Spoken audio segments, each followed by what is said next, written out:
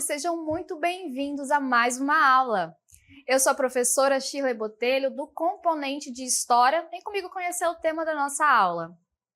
A aula de número 14 tem como objeto de conhecimento Segunda Guerra Mundial, o avanço alemão e o detalhamento, o nazismo alemão mostra suas garras, a ofensiva nazista na Europa, a resistência soviética ao nazismo. Vamos então à nossa aula. Se preparem, porque nesta aula nós vamos dar início aos estudos sobre a Segunda Guerra Mundial. Nós vamos ver propriamente os primeiros anos da guerra, o avanço alemão, e a gente vai até a segunda fase. Preparadas? Então vamos lá conhecer as causas que levaram à eclosão da Segunda Guerra Mundial. Nós temos aqui, elencamos as causas que vão levar à Segunda Guerra Mundial, que iniciou-se em 1939 e teve fim em 1945. Então a gente tem que lembrar que o Tratado de Versalhes, ele está aqui em primeiro lugar aqui na nossa lista, porque o Tratado de Versalhes é aquele que foi assinado após o fim da Primeira Guerra Mundial. Ele foi assinado em 1919 e foi um acordo para selar o fim da Primeira Guerra. Só que, no entanto, esse tratado ele impôs algumas sanções muito severas à Alemanha. A Alemanha perdeu parte do seu território, a Alemanha ela teve seu poderio bélico limitado, industrial também, além de pagar uma multa muito grande aos países vencedores. Então, o mundo pós-Primeira Guerra Mundial ele ficou mergulhado numa grande crise, sobretudo a Europa. Essa crise econômica que vai gerar uma crise política, uma instabilidade social, vai fazer com que ocorra a ascensão do partido nazista na Alemanha. Então, o povo alemão, que estava muito ressentido por conta da situação em decorrência do fim da Primeira Guerra e do Tratado de Versalhes, ele vai acabar abraçando as ideias do partido nazista, facilitando, assim, a disseminação da ideologia nazista. Outro motivo para a Segunda Guerra Mundial, como a gente observa aqui na nossa cartela, é o expansionismo. Então, a ideia desses partidos que vão surgir de ideologia fascista, nazista, a gente vai ter ali o fascismo na Itália, o nazismo na Alemanha, é de expansão territorial. Então, esses países eles vão começar a atacar outras nações com o objetivo de aumentar essa influência territorial. Lembrando também que o Japão já estava fazendo isso na Ásia. Então, além do Tratado de Versalhes e do expansionismo, vai haver a política de apaziguamento. Essa política, ela foi uma política de não intervenção adotada pelos países vencedores. Então, o Reino Unido, a França, eles vão observar esses avanços, esses descumprimentos ao Tratado de Versalhes, aos acordos diplomáticos, e eles não vão se intrometer. Pelo contrário, eles vão adotar uma política de conciliar, vão ceder, fazer algumas concessões à Alemanha. O objetivo era evitar uma guerra, já que eles ainda estavam se reerguendo da Primeira Guerra Mundial. E também a gente vai observar a falha da Liga das Nações. Lembrando que a Liga das Nações ela foi uma organização criada após a Primeira Guerra e ela tinha o objetivo de evitar novos conflitos mundiais. Então, ela seria um órgão responsável por conciliar conflitos a fim de evitar uma nova guerra.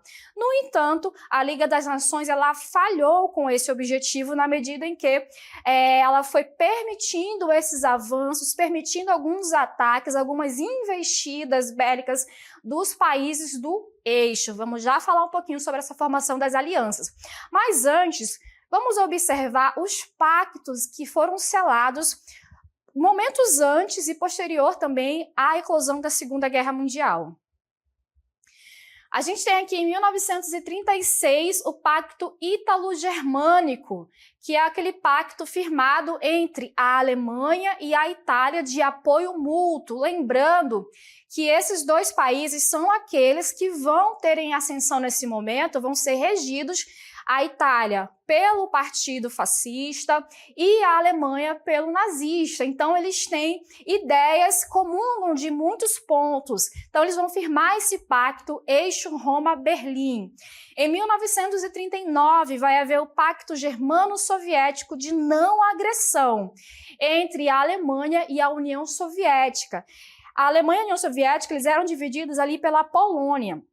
Então, eles vão firmar esse acordo, e é um acordo que foi muito controverso na época. Por quê? Lembra que um dos motivos, um dos grupos que são repelidos pelos nazistas e pelos fascistas são os comunistas, eles são anticomunistas. Então, quando se tem esse acordo, o mundo ficou assim. A Alemanha e a União Soviética firmam esse acordo, mas a ideia é porque a União Soviética ela estava isolada do restante do mundo e não queria, naquele momento, nenhum ponto de divergência com a Alemanha. Em 1940, foi firmado o Pacto Anticominter entre Alemanha, Itália e Japão.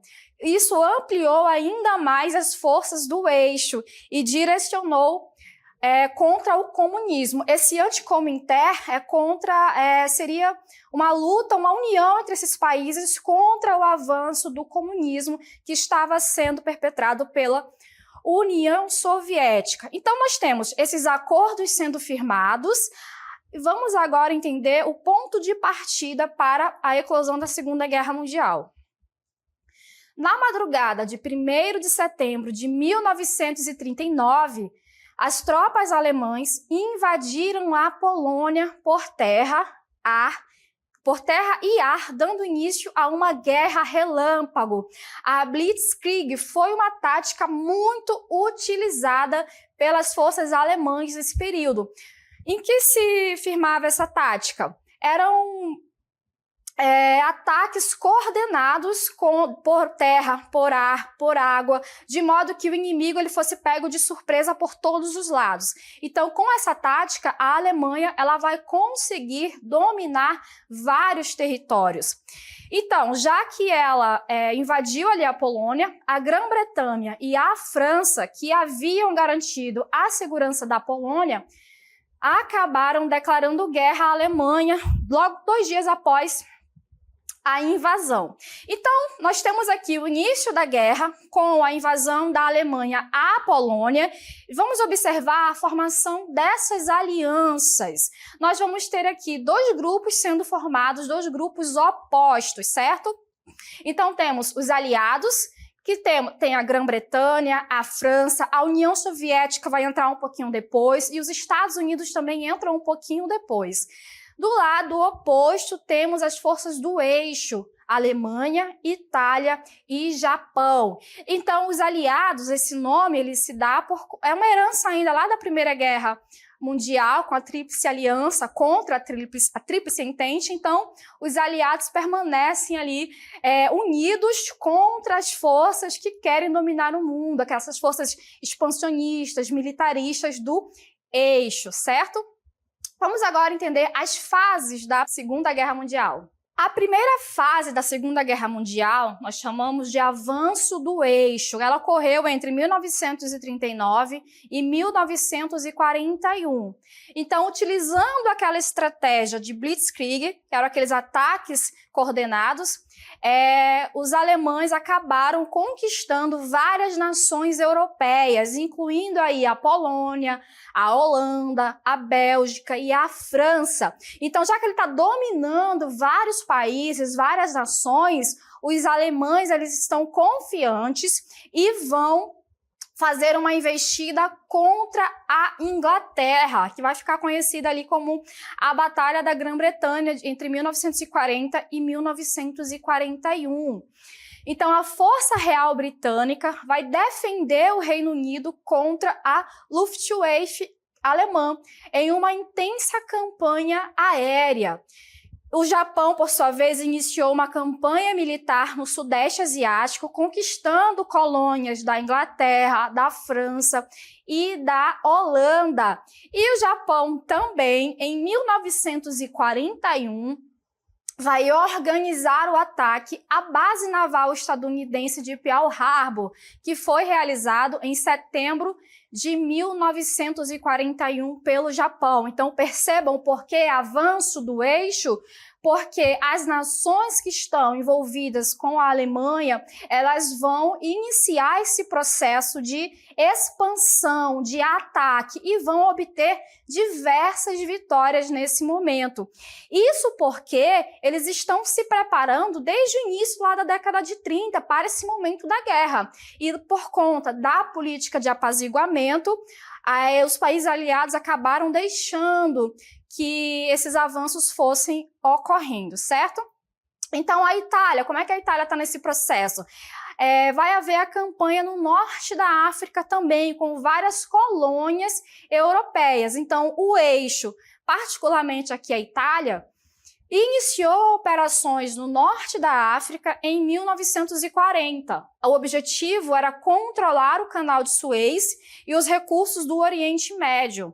Houve também a intervenção alemã, liderada ali pelo general Erwin Rommel, um grande destaque político para os alemães, e o Afrika Korps, que era um exército alemão também, o que intensificou os combates na região em 1941. E aí nós temos esse panorama de avanço do eixo em diversas frentes, só que a partir de 1942 a coisa começa a mudar de figura. A gente vai para a segunda fase da Segunda Guerra Mundial, que é o equilíbrio de forças. Essa fase ela dura entre 1942 e 1943. Ela foi marcada por uma mudança no equilíbrio de poder no conflito.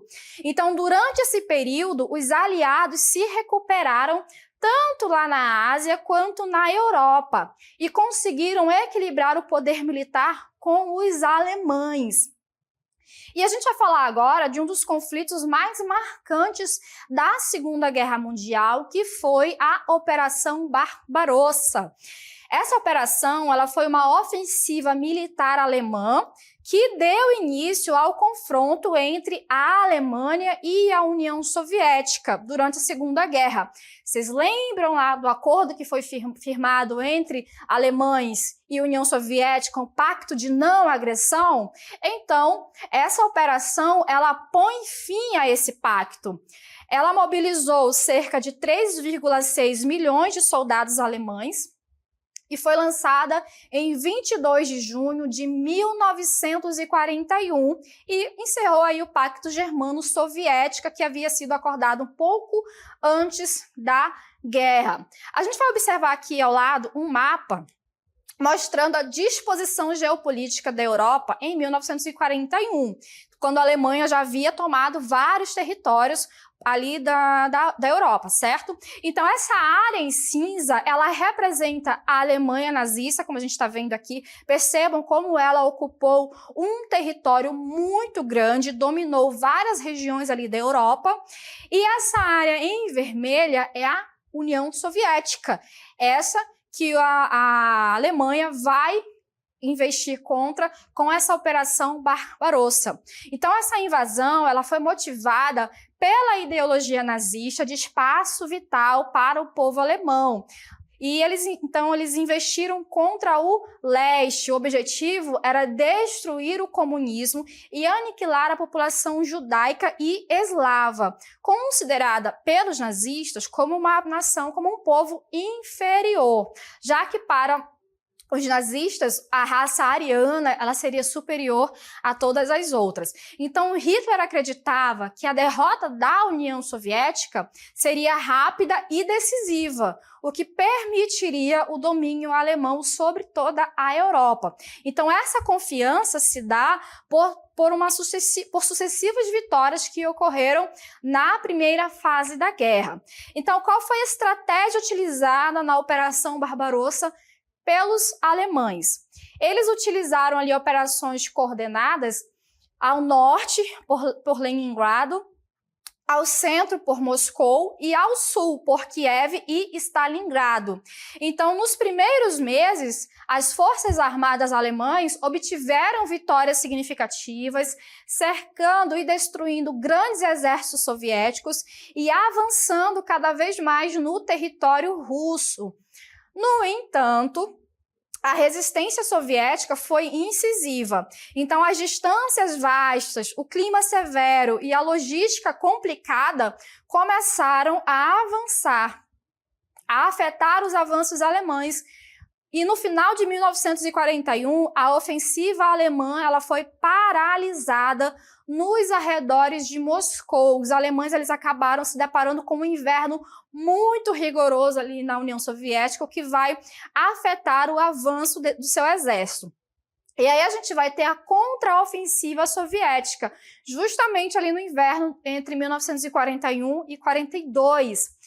O Exército Vermelho lançou uma contraofensiva, empurrando as forças alemãs de volta de Moscou e causando pesadas baixas. Então, dentro desse meu processo ali da Operação Barbarossa, vai acontecer a Batalha de Stalingrado, que também é uma batalha muito emblemática desse período, onde a União Soviética ela vai resistir à invasão alemã em Stalingrado, marcando um ponto de virada crucial na guerra, porque agora a Alemanha ela vai ter a sua primeira grande derrota. Então, os alemães eles vão começar ali a questionar essas estratégias. Lembra lá que a gente comentou que o Japão ele vai investir contra Pearl Harbor e vai destruir ali boa parte da frota naval norte-americana? E isso vai fazer com que os Estados Unidos acabem entrando na guerra em 1941 após esse ataque. Então, com a entrada dos Estados Unidos, vai ajudar a alterar esse equilíbrio das forças em favor dos aliados. Então, a gente tem aqui um panorama dessas duas primeiras fases da Segunda Guerra Mundial, onde a gente percebeu o avanço do eixo, a falta de atitude dos países que venceram a guerra contra os avanços e contra a quebra dos acordos e tratados que se deram após a Primeira Guerra Mundial, o que vai culminar aqui com a Segunda Guerra. E nós estamos aqui nos portões de Auschwitz, que foi um grande campo de concentração nazista. Relembrando que uma das ideologias do nazismo é justamente ser antissemita, é o racismo, o antissemitismo. Então, essa ideia de colocar um inimigo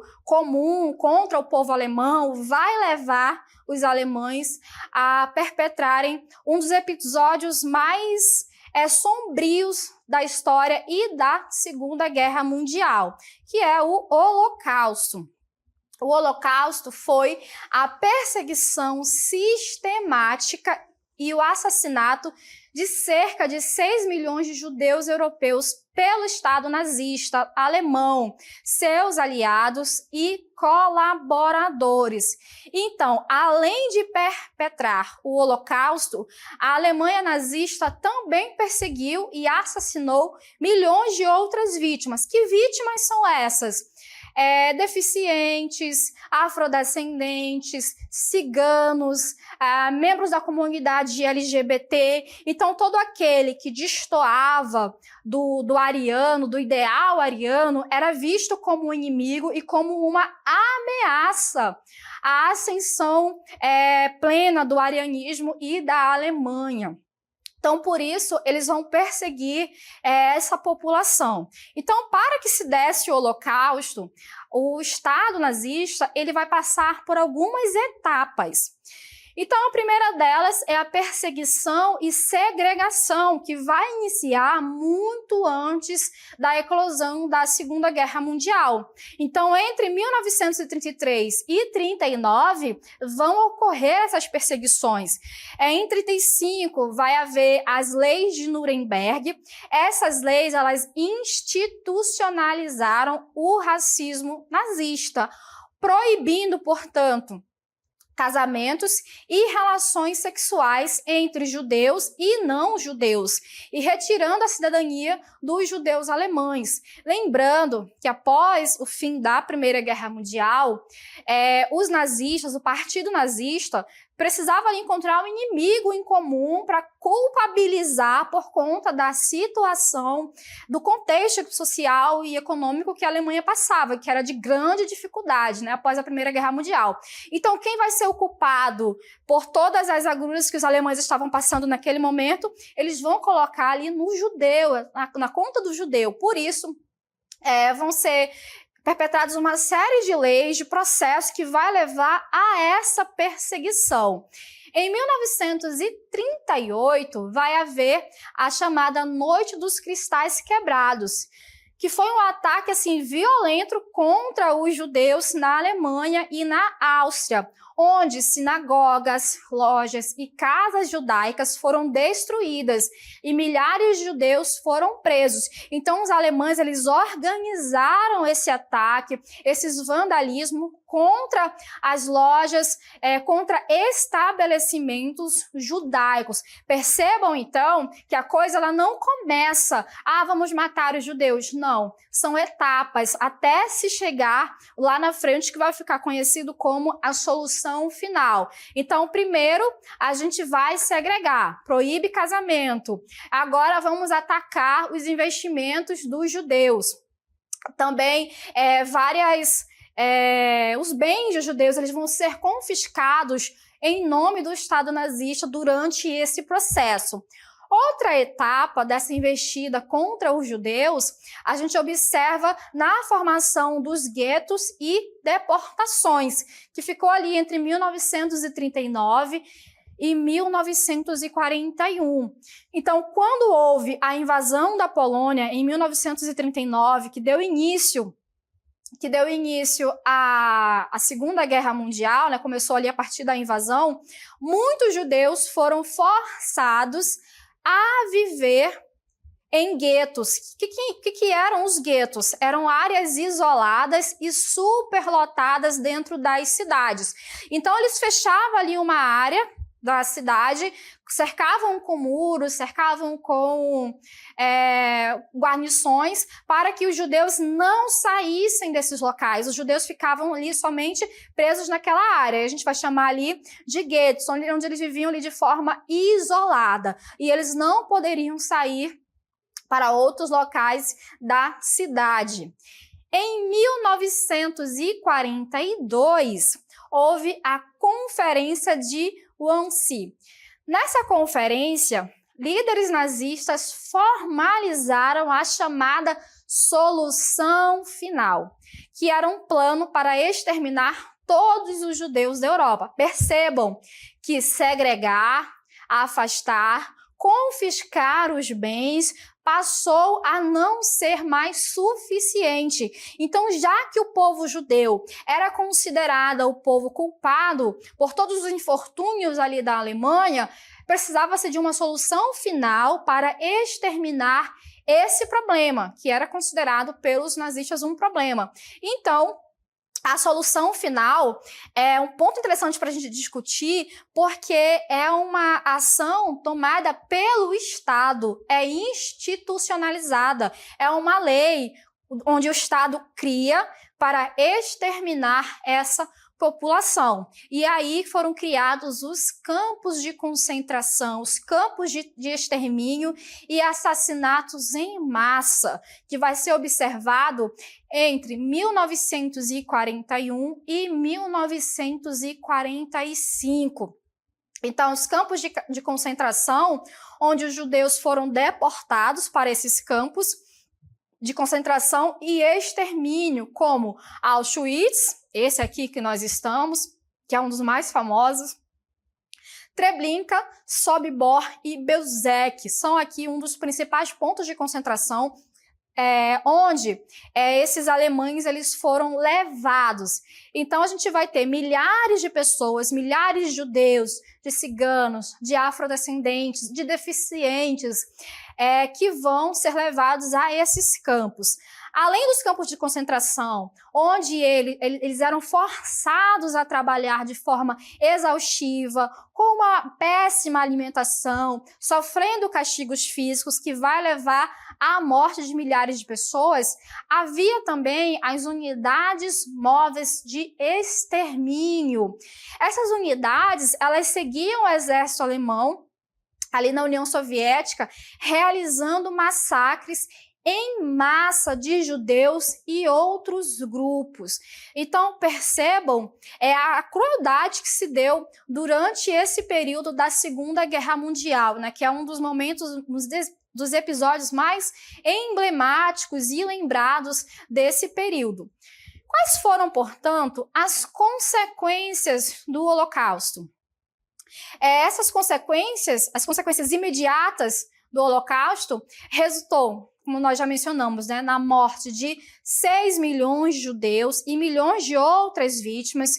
Os sobreviventes, eles foram deixados sem famílias, lares ou comunidades. Então, após a guerra, os principais líderes nazistas foram julgados e condenados por crimes no julgamento de Nuremberg, ficaram conhecidos como julgamentos de Nuremberg, por crimes de guerra contra a humanidade. Então, o Holocausto, ele é amplamente lembrado e estudado como um aviso contra o ódio, contra o racismo, contra a intolerância, né?